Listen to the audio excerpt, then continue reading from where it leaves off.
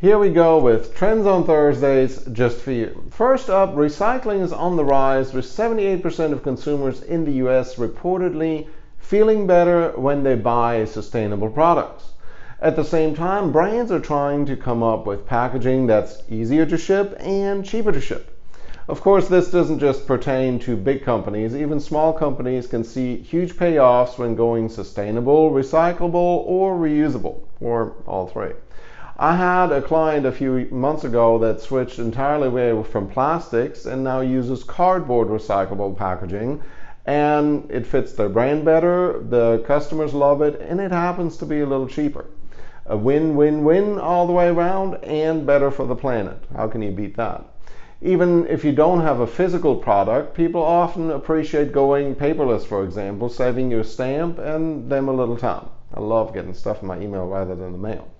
Next, podcasts are more popular than ever, and they reach people 18 to 34, which is difficult to do, period. The number of podcast downloads has been steadily increasing, and I would expect it to get probably close to 20 billion downloads a year in 2020. Spotify is getting in on that game with their recent purchase of 2 podcasting companies, and I expect more to come.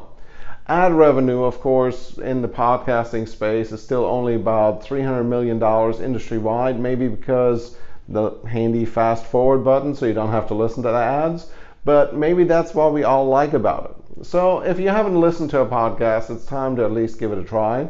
And you can now do so on Spotify while you're driving or jogging or doing the dishes.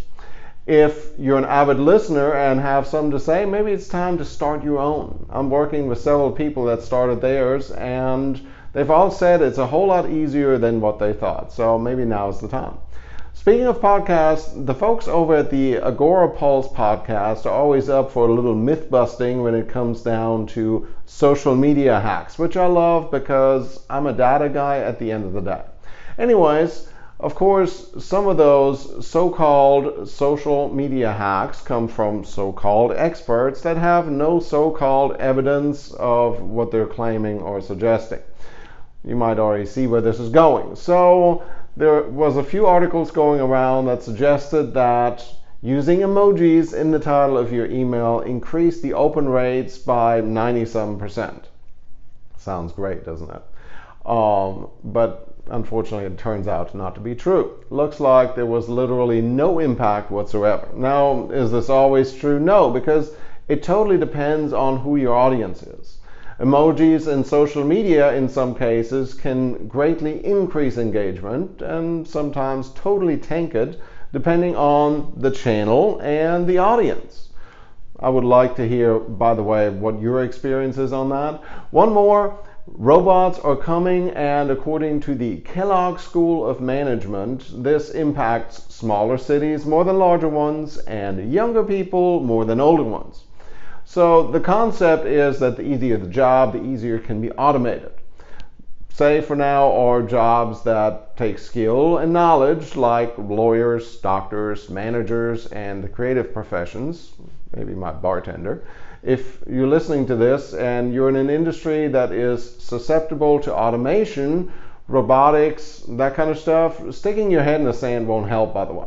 So you have to figure out how to either beat them or join them. Beat them by offering things that can't be automated, or join them by figuring out how you can embrace the trend and perhaps be an early adopter. Maybe you can even combine the two. As I've said before, I think the true outcome will be a combination of automation assist rather than replacement. This allows people to focus on people jobs and leave mindless stuff to mindless machines. Anyways, that's it for this week. Please share this with someone that would benefit from Trends on Thursdays. Talk to you soon. I'm Tobias Wilhelm.